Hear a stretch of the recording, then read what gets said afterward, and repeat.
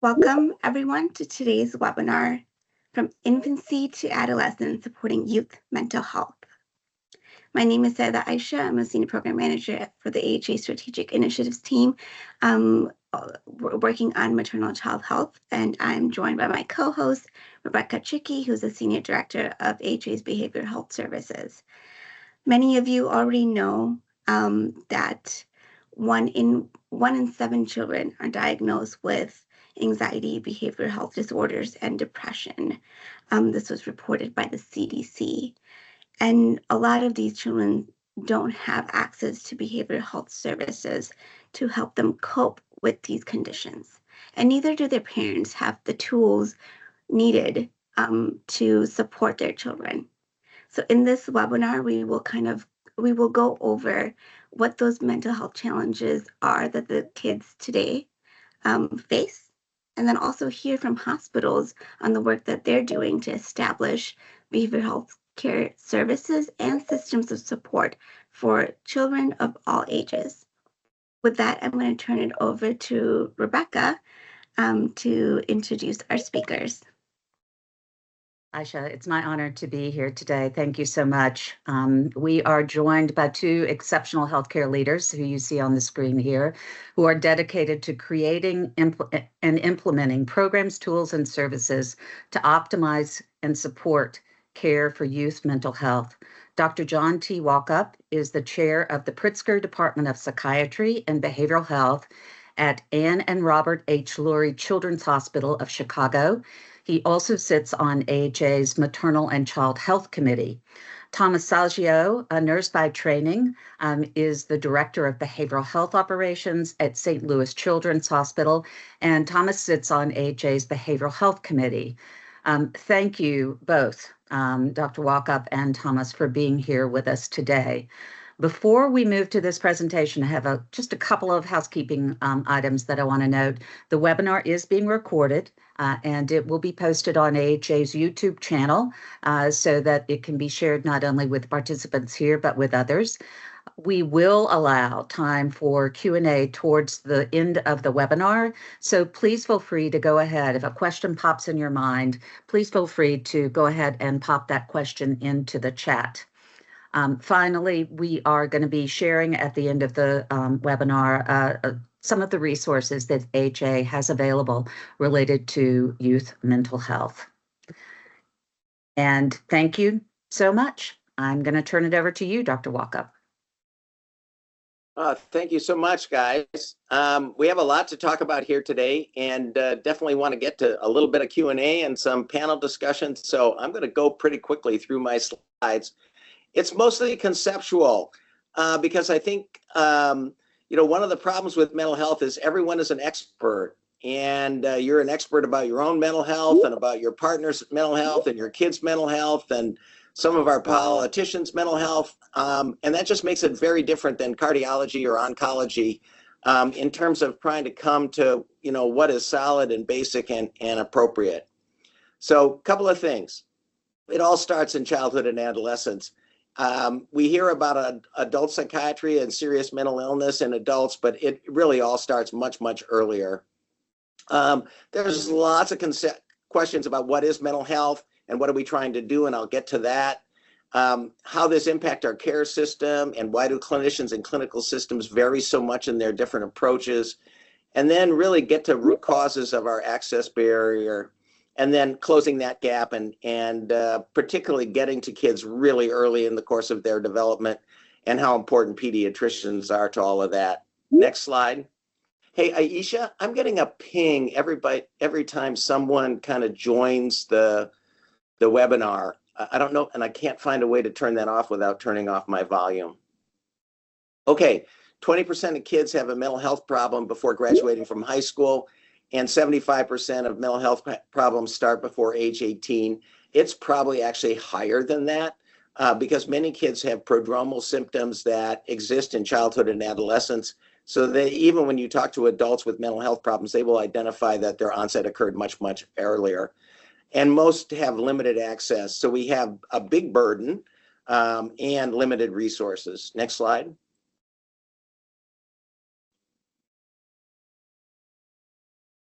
This is just a state level map from a relatively recent study, but it shows you kind of what the mental health burden is across different states. And I encourage you to take a look. And what you will see on the next slide is really the amount of mental health care that can be delivered. And what you're looking at is the vast majority of places in the country have really limited resources and don't get to all the kids that actually have the need. In Chicago, we got 1.5 million kids. 20% of those will have a mental health problem. That's 300,000 kids. At Lurie Children's, we probably do 250 to 260 unique kids a year, 1,000 unique kids a year. But that's for every medical condition, not for the behavioral health kind of challenges. So we have to figure out a better way. Next slide. This is really a distribution map of child psychiatry.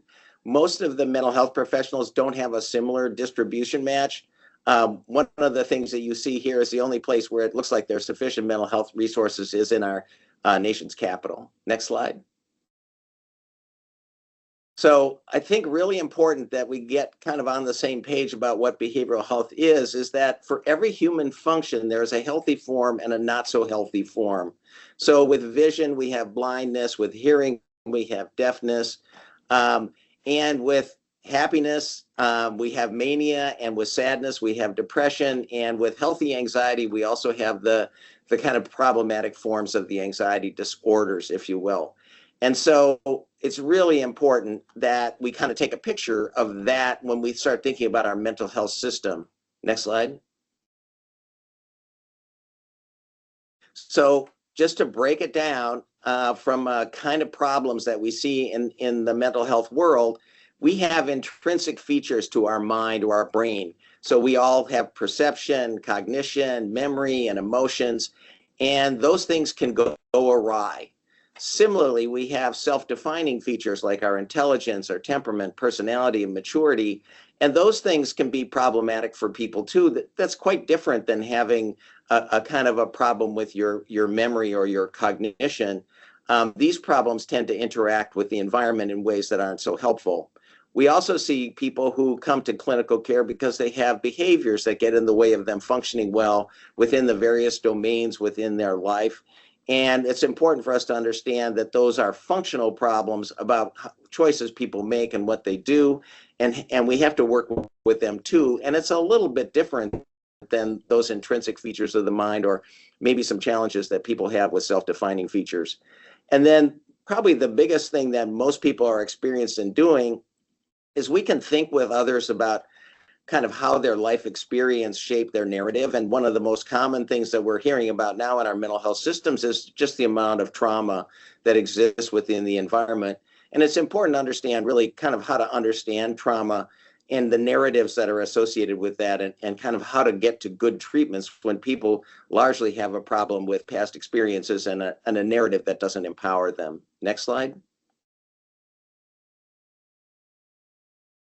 So all of these kind of characteristics, as I mentioned, can become problematic. So with perception, you have hallucinations. With memory, you have dementia. With affects, happy and sad affects, you have depression and mania. We see people who have these constitutional factors, and they really struggle to work in relationships and in work environments. They don't really have disorders of the mind, if you will, or brain, but they really have strengths and weaknesses that don't work in their life. And then lastly, we see people who have purpose-driven behaviors that don't work for them. And importantly, as I just mentioned, a lot of folks have a narrative about the life that they lead that doesn't really empower them. And so they come to us for the kind of work that we can do to help them develop an empowering narrative. Next slide.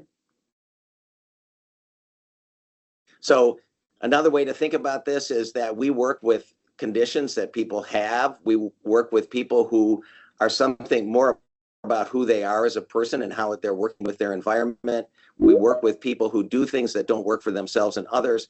And then we also work with people who have experiences in their environment that don't necessarily get put into a narrative that empowers them to move forward. Next slide. So how does this all work if you think about it? We've just talked about disorders, constitutional or strengths and weaknesses, behaviors and environment. And so I've made this little grid. Next slide. So there are some clinical populations where you see the vast majority of diagnoses are oriented around problems of the brain. And this would be mostly psychiatrically driven or biologically driven kind of mental health systems. Next slide. You also see clinical populations. I worked in New York City, and the vast majority of folks in those systems focused on personality disorders. And so the clinics were just loaded with patients who didn't necessarily have brain disorders, but had personality problems that made it difficult for them to function in their work and in their life. Next slide.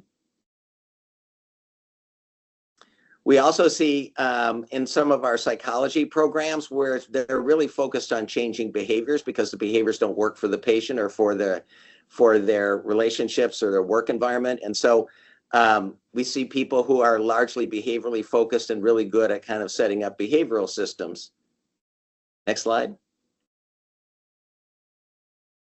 And lastly, there's a group of folks that really see their clinical population as almost entirely driven by adverse life circumstances. The truth of the matter is that all of these are valuable points of view, but you see clinical populations and clinical systems that really are aligned with the kind of organizing structure of the leadership and don't necessarily reflect the kind of truth, if you will, about what's really happening with the individuals within that clinical population. Next slide. So when I do this, people say, well, how do you look at your clinical population? Well, I see a lot of kids who have psychiatric disorders, and I used evidence-based treatments to get to that. I also see a lot of kids who have problems with goal-directed behaviors, and so I use a lot of parent behavior management training to get on top of those behaviors and empower parents to really restore a sense of order and purpose in kids' lives. That doesn't mean that I ignore the environment or that I ignore those kind of personality and temperament issues. But for most kids, what really drives their needs are really these underlying psychiatric disorders and the behavioral kind of manifestations of that. Next slide. So how do we deliver mental health care given that we have all of these 4 domains? Well, stigma gets in the way. Access is a huge problem. But one of the things that we're working on are really gaps in knowledge and variation in practice. As I mentioned, psychiatry has a deep investment in old models of care. We still talk a lot about Freud, and we found it very difficult to disseminate evidence-based practice into the community settings. We've got good treatments, but they're very difficult to disseminate as the variability in practice and philosophy really get in our way of uptake. Next one.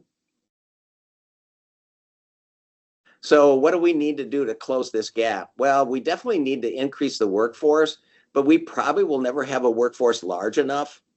We also have to improve parity in payment. But again, if we were ever to kind of have the size of a workforce and address the full need in any other way other than through population health, it would probably cost a fortune. So one of the things that we're focusing on is really integrated or collaborative care in pediatrics. Next slide. So we have good evidence-based treatments. We know what critical risk factors are there early. We encourage our pediatricians to take a family psychiatric history at the first well baby visit. The reason we want to do it then is because the baby's not listening all that intently. When you start doing a family history when the kid is 8 or 9 and sitting in the office, it gets to be a little bit more complicated.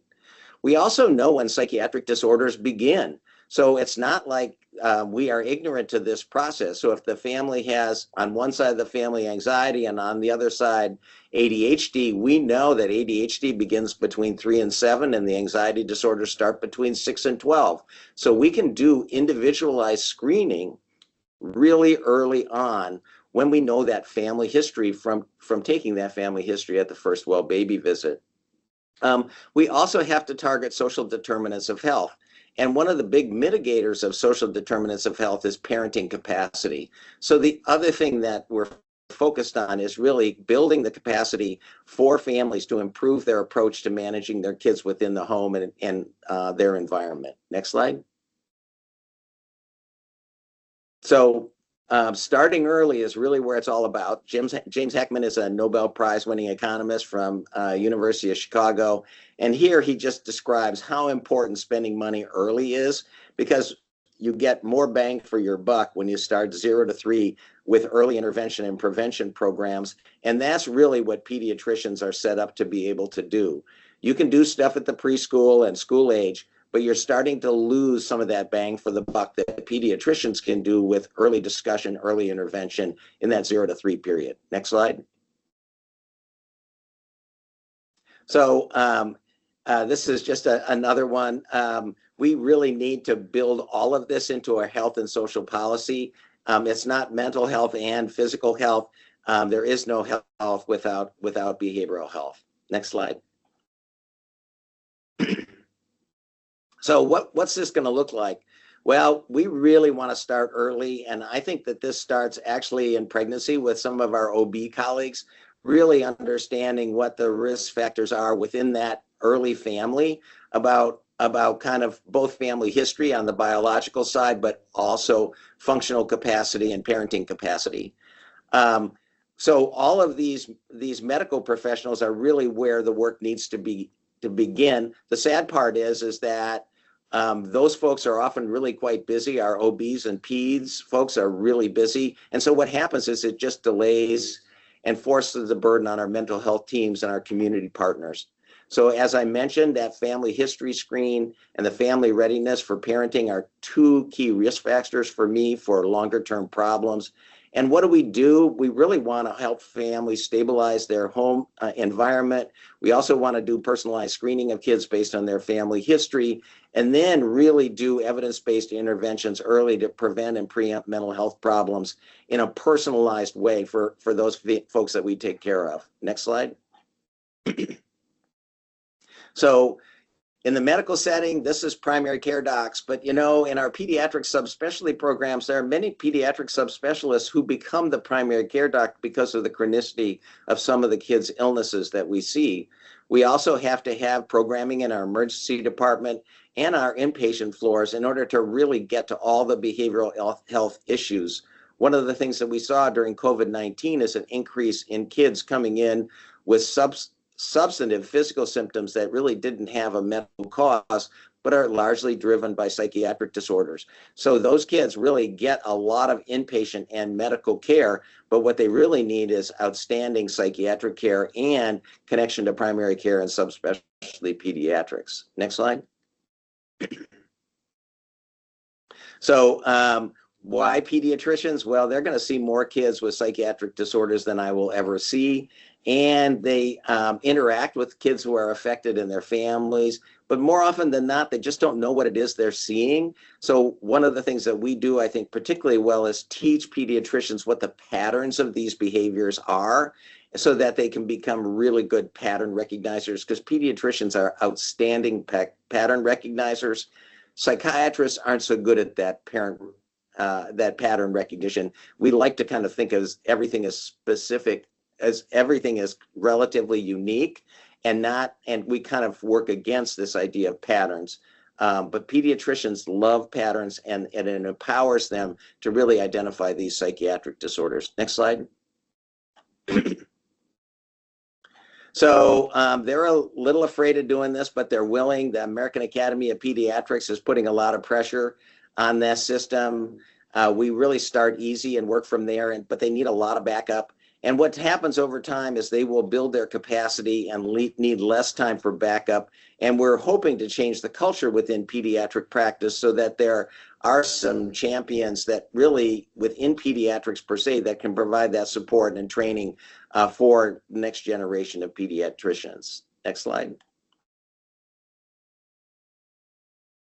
So in summary, this is a very large burden. And when people talk to me, it's probably almost limitless if you think about it. And there are lots of challenges, and I highlighted a few of them. And there really aren't enough of us, but there probably will never, ever be enough of us. So what we're really trying to do is we're trying to develop these models for task shifting of all kinds of mental health intervention to all levels of providers, including one of our plans in a new outpatient facility is to do workforce development in our outpatient pediatric clinic. The idea being working with people from the community to kind of take on some of the medical and behavioral health challenges and really build the economic capacity of that community by doing workforce development in an outpatient clinic. Next slide. That's it. Thank you very much, and I think I landed on time. Over to you, Tom. All right, thank you so much, Dr. Walkup, and thank you for having me here today. I'm Tom Saggio, and I will be talking to you about what initiatives we have been taking here at St. Louis Children's Hospital. So next slide, please. So we have 4 learning outcomes that I want to cover today. I want to give everybody an understanding of what St. Louis Children's Hospital is all about, our behavioral health volumes, and the interventions that we've utilized to improve our patient flow. I want to describe the changes that we've made to modify the environment to promote safety, identify mitigation strategies to improve patient outcomes and reduce workplace violence, and describe the utilization of our behavioral assessment and response treatment team, we call it our BART team, and the impact on our patient outcomes. Next slide, please. So St. Louis Children's Hospital is in the city of St. Louis here in Missouri. And we are right across from Forest Park in the Central West End. And I think most everybody got a good smattering in the news this last week. We had our tornado that went through less than a half mile from the hospital. We only had a couple broken windows. A couple of important notes about St. Louis Children's Hospital is we have more than 3,500 employees. We have 350 staffed beds. That does include our behavioral and medical beds, with an average daily census at or exceeding 350. Just a few months ago, we had a record high of 411. And we have about 47,000 emergency department visits. Next slide, please. So this is one of my favorite graphics to show. It really does give us a good flavor of what we have been addressing. 10 years ago, we had 765 behavioral health kiddos show up for service in our ED. And in 2023, we had a high of 2,176. So huge increases. Obviously, we started to see those increases in 2017, 2018, and we were planning to construct and make a acute behavioral health unit because we didn't have one prior to 2019. Obviously, 2020 had some significant impacts on everybody's behavioral health needs. There's a big jump from 2020 to 2021, but our volumes have stayed and have actually increased over the last few years. So again, in 2025, we are continuing to see the sustained higher volume on a year-to-date basis. So we're looking to be over 2,000 visits by the end of the year. Next slide, please. So in addition to opening and staffing and managing our acute behavioral health unit, we also took a huge investment in resources to manage our behavioral health population throughout the rest of the hospital. That would be including our ED and our behavioral health needs kids who've been admitted to the medical units. So we've created a number of new positions. We added 2 additional psychiatry attendings. We added 6 behavioral health APNs who are really stationed in our emergency department, and we'll talk a whole lot more about them. They provide 7-day-a-week coverage, 8 a.m. to 8 p.m. Monday through Friday, and 8 a.m. to 6 p.m. on weekends. We've added some additional behavioral health leadership, a director level position, an additional manager, and additional behavioral health educator for the house. That does not include our acute behavioral health unit. A year and a half ago, we got the approval to staff and hire FTEs for our behavioral assessment and response treatment team. And we created and are currently staffing our ED behavioral health kiddos with behavioral health RNs and mental health techs. Now, our behavioral health APNs, on Monday through Friday, we have 3 of them scheduled at any given time. We have one person coming in at 8 a.m. to 6 and another 10 a.m. to 8 p.m. in our ED, and an additional 8 to 6 p.m. APN who service all the behavioral health kiddos on the medical units. They work in collaboration with our psychiatrists And for those in the ED, they provide daily assessment and medication recommendations to the attending ED physician. So over time, they have had a major impact on the number and volume of kids that we see in-house. Next slide, please. So this is a really good graphic of how they, along with other interventions, have affected our behavioral health population throughout the house. The yellow data points are the percentage of behavioral health ED patients who have been seen and evaluated and admitted to our medical units. So this does not include our behavioral health acute unit. These are the kids either with a primary medical condition or are unable to find placement or behavioral health treatment at another facility and are not appropriate for a milieu setting. So as you can see, in 2020, we admitted 61% of our behavioral health patients in the ED. And in 2024, we admitted 10%. So huge and dramatic decrease with that. The blue data point are the percentage of behavioral health kiddos presenting in the ED who were discharged home with resources. So in 2020, we discharged home with resources 36%, and we've increased that percentage to 52% in 2024. So our ED APNs are just so invaluable. They provide that in-person reassessment. They provide the medication adjustments and initiation very quickly. They are very involved in coordination of care and discharge planning. They complete the Stanley Brown safety planning with the kids and their family, and also complete the lethal means counseling prior to discharge.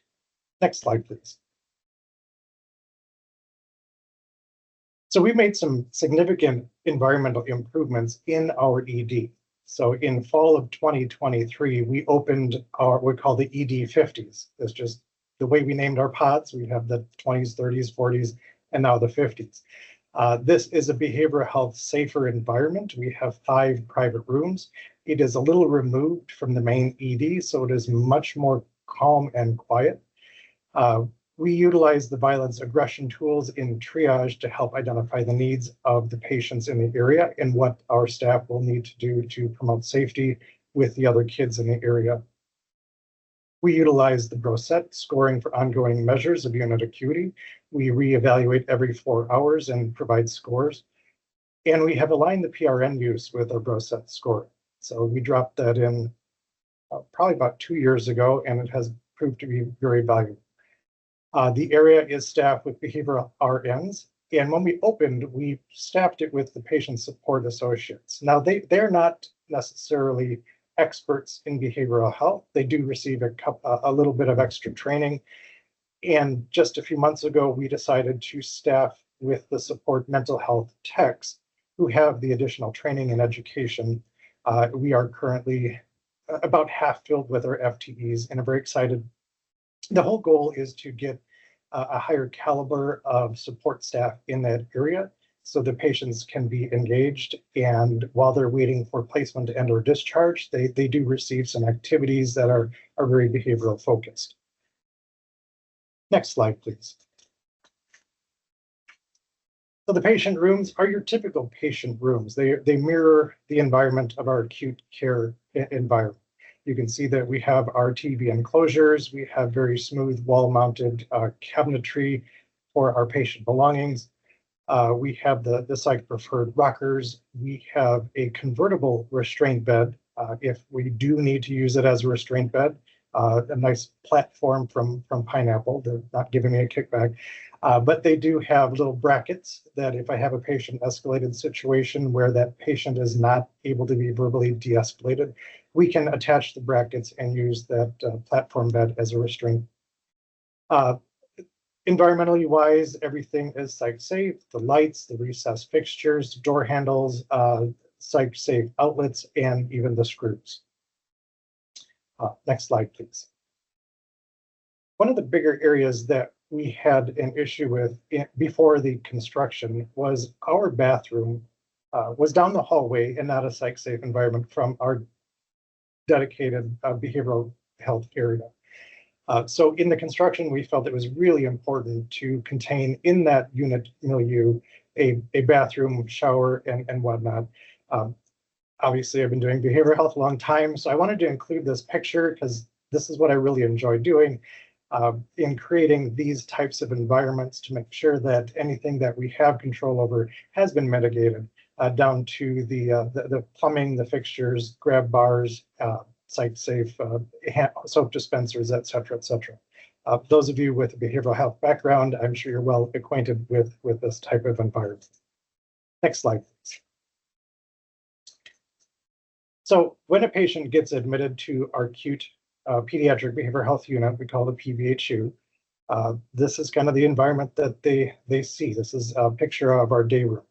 So we opened this unit the fall of 2019. We have 14 bed capacity, 2 private rooms, and 6 semi-private rooms. We really try to ensure safety of the patients by making sure that if they are provided a roommate, they're plus or minus 3 years in age, they have the same gender identity, they have to be safe enough to have a roommate. So no homicidal ideation, no psychosis or aggression. If they are exhibiting that type of behavior, we would certainly close a bed, make a double occupancy bed, a private room, and provide a one-to-one observation for at least the first 24 hours. We treat acute behavioral health conditions, and we make sure that the patients would benefit from milieu therapy. We do accept ages as young as 5 all the way up to age 17. The average length of stay is 5 to 7 days. Next slide, please. So, oh, that didn't come through. When our behavioral health population, when they have a primary medical condition and are not able to be admitted to our PBHU, they do get admitted to a medical unit. Over the last few years, we've identified a growing number of these patients and have taken steps to mitigate the environment as much as we can. So we've identified 4 behavioral preferred rooms on our medical units and have done some environmental construction.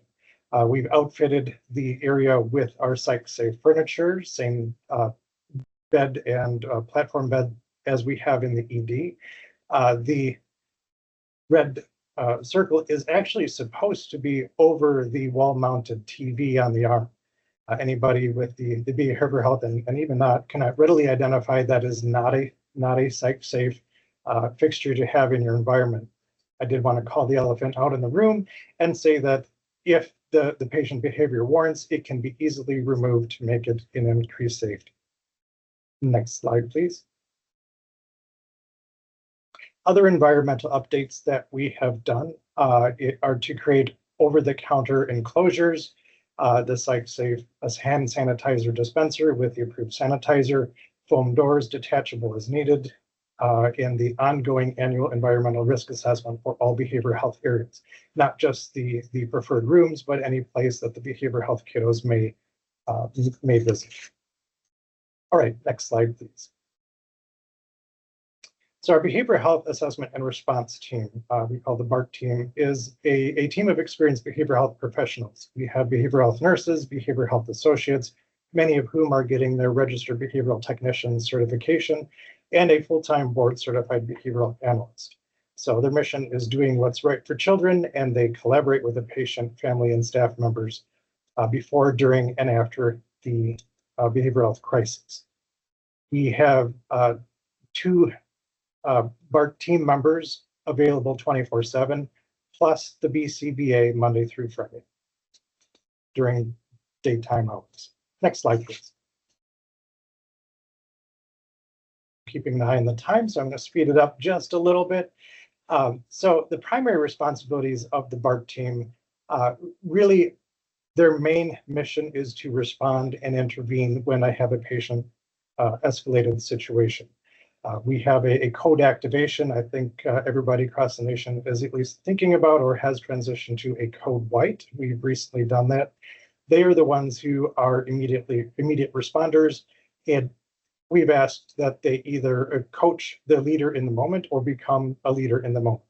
They are responsible for debriefing after the event, so we have a lot of great statistics on our debriefing. Next slide, please. So our BART team does prevention and ongoing support. They are the expert in the moment. They are a resource. They provide touch points and one-to-one engagements with the patients during waking hours. And they are very integral in becoming part of our treatment team rounding with the patients with our medical and psychiatric. So they're there Monday through Friday for treatment planning. Their main responsibility as at the start of their shift is to run our reports through Epic to identify any potential patients that may not have received a psychiatric consult, initiate behavioral plans, and work with the staff on the unit to understand how to manage the patient's behavior in a proactive setting. Next slide, please. So just a few months ago, probably about 3 months at this point, we built a official BCBA consult in Epic. We have identified a need, and we wanted to really get the word out throughout the hospital that our board certified behavior analyst has many functions even outside of behavioral health. They can create that behavioral plan. They work with our ASD kids who have developmental delays, and even tolerance training for medical devices. So if we've identified a need, our providers can put in that consult, and our BCBA will get to that consult as soon as possible. We don't have any coverage on the weekends, so if they put in a consult Friday afternoon, it would be Monday morning before they're seen. Next slide, please. All right, so the impact of all of our initiatives and additional resources really has made a huge impact throughout the house. The first graph in the orange is a comparative year-to-year of year-to-date data. And you can see that we have drastically decreased our escalated situations. In 2022, we had 439. We've had a nice downward trend, and this year-to-date, has been 131. As far as OSHA recordable events, so those are the events that have resulted in lost days or loss of consciousness, and very workplace violence related. So this does not involve any needle sticks or sharps or falls. This is just very behavioral health focused with workplace violence. We've seen a nice year-over-year decrease, 79 in 2021 to 28 in 2024. Next slide, please. So our next steps, where do we go from here? We have additional plans to renovate our ED to create a pod, a 4-room pod that will contain the convertible psych areas. So those have the garage doors that go up and down and can hide the medical gases and any other needs for a medical patient. And we have entered a joint venture with KVC to build a 77-bed acute pediatric inpatient facility. That has gotten through approvals, and we actually broke ground on that just a few weeks ago.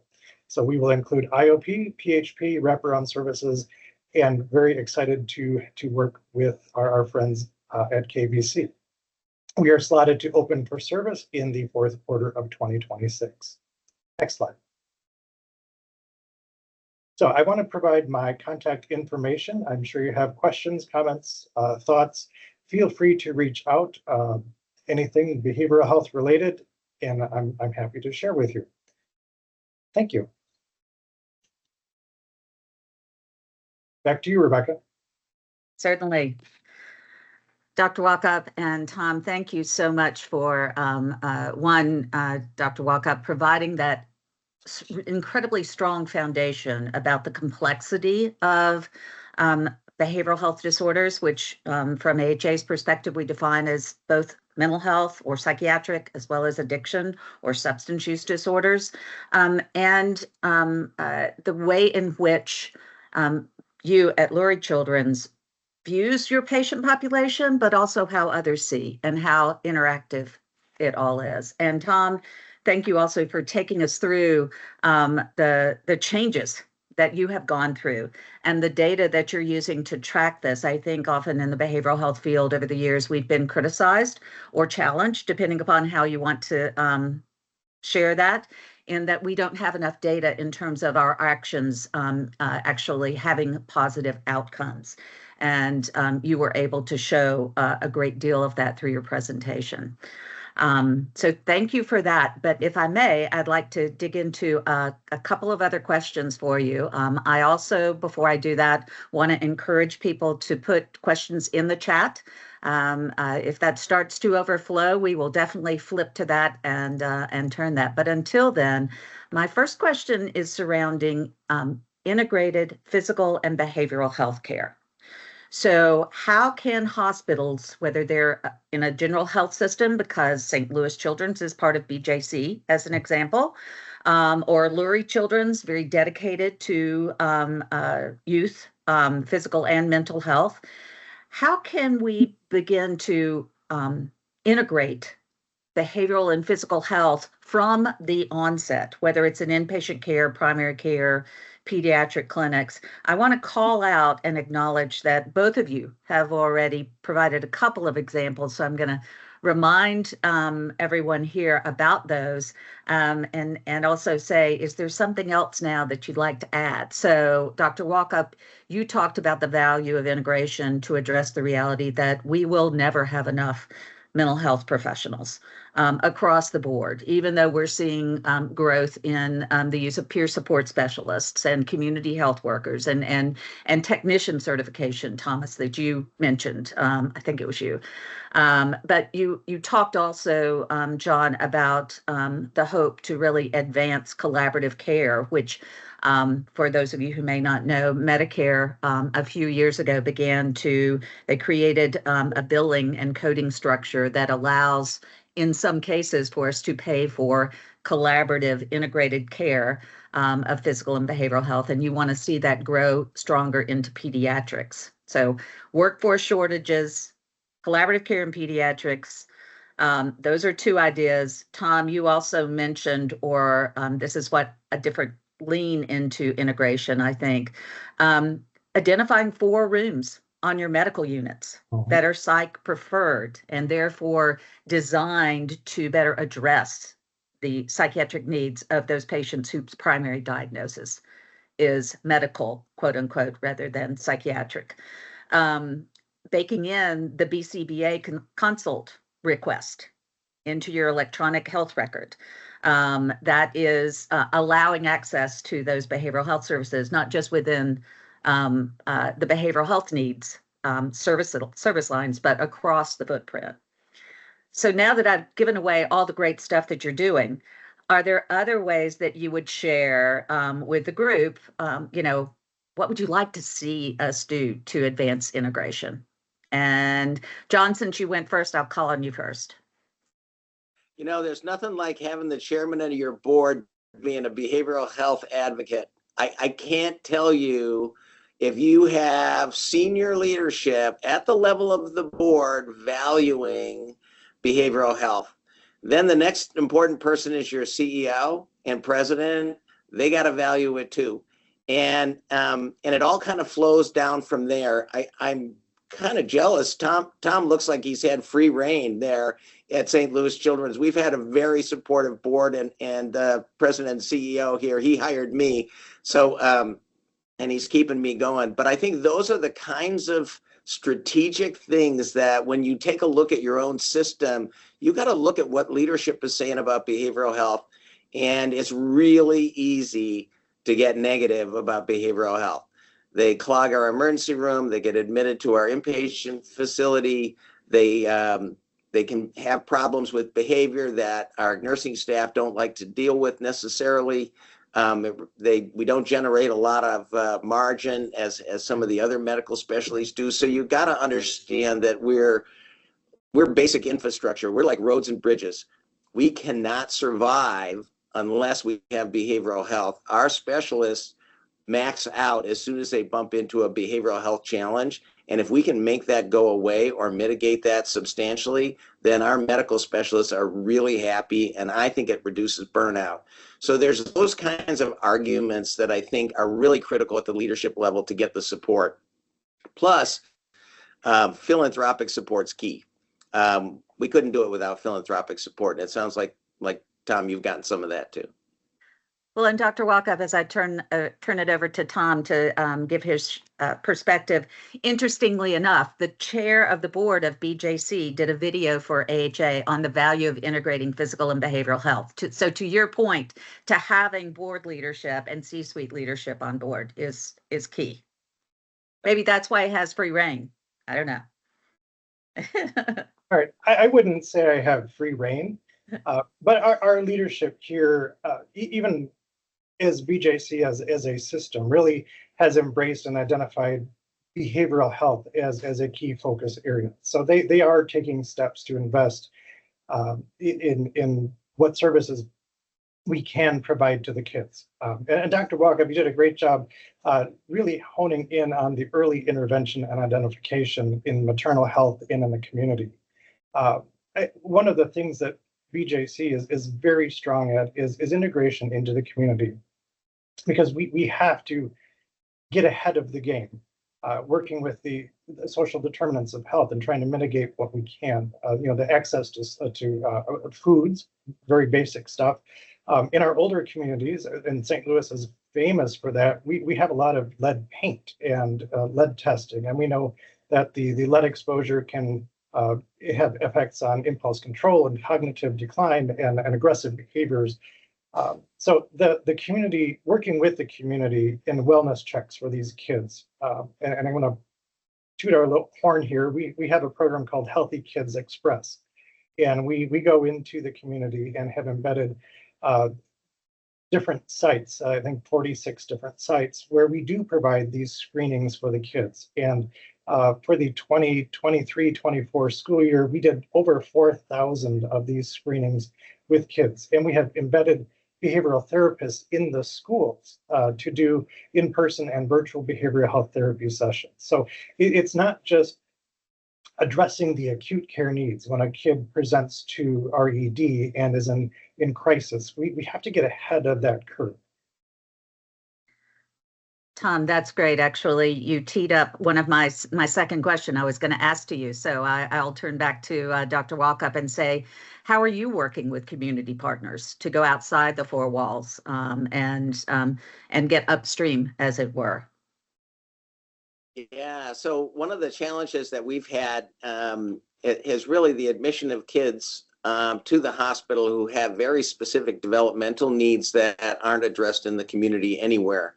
And this is a group of kids that's increasing in number. Not literally increasing in number, but they're showing up in our pediatric hospitals because, one, we have an emergency department that manages hot issues, and we also have an inpatient unit that will admit kids. And so families know that we are that resource in the community.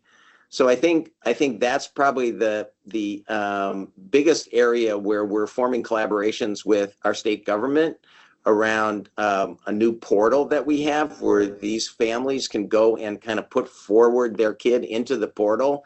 Then the state government begins to look across all of the different state agencies as to who might have relative venue. And we've volunteered to be that acute assessment and acute treatment kind of facility as long as we have a place to send kids when we're done. And what's happening is the state is beginning to build that capacity after really having none for a long time. So we now are kind of critical to that system, if you will, and have collaborations with residential programs with the state government, because we know that these are kids that have lots and lots of needs. Even when we're done kind of managing the acute issue, their day-to-day living really requires a fairly intensive amount of care. I completely agree, and we're experiencing a very similar phenomena here with those very difficult to treat patients and very limited resources and access.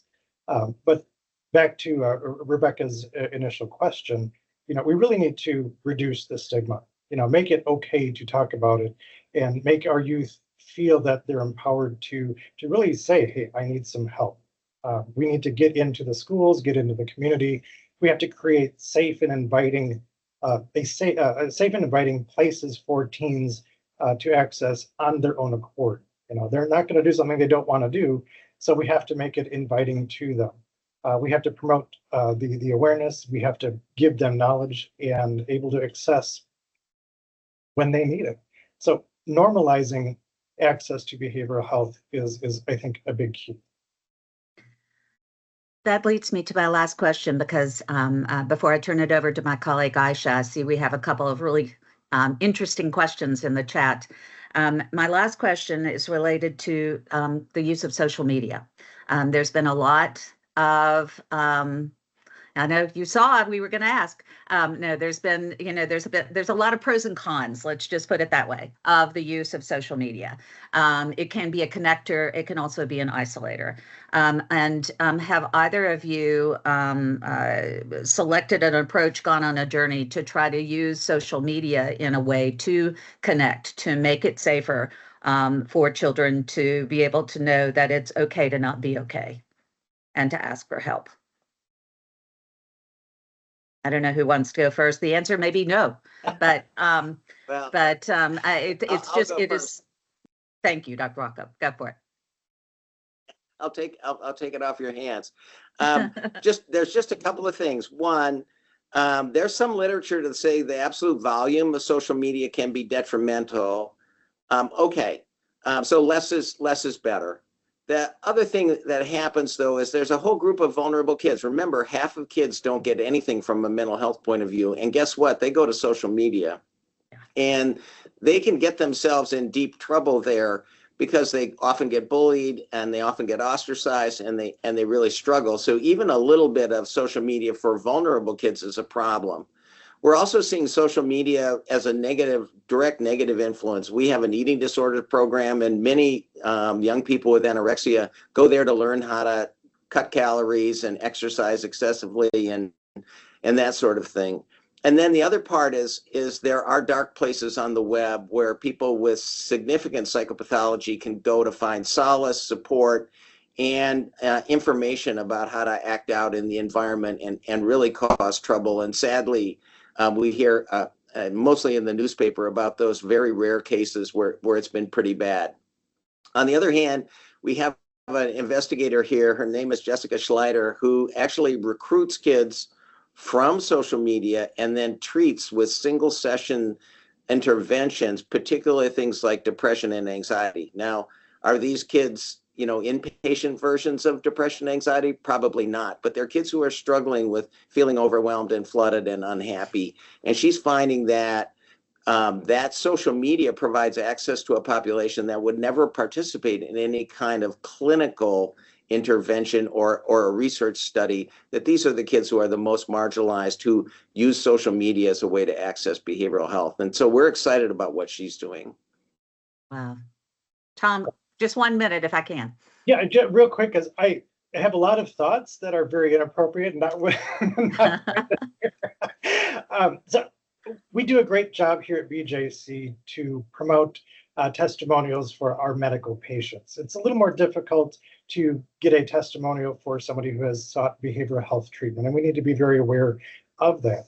I would love to say that, yes, let's flood the social media with messages of support and access to all of these community resources for behavioral health. But as soon as you click on something with mental health, you're going to get one positive to like every 10 or more negative issues. So it's kind of a double-edged sword. Yeah. And which platform do you choose? Do the longer version on YouTube where you have a longer education to the 6 seconds on TikTok? But I get lost in how many options we have for social media out there, and what is the most frequently accessed with our kids. It changes. Thank you, Dr. Wakov. Thank you, Tom, for being with us here today, for sharing your expertise and the great programs that you have in place for our kids.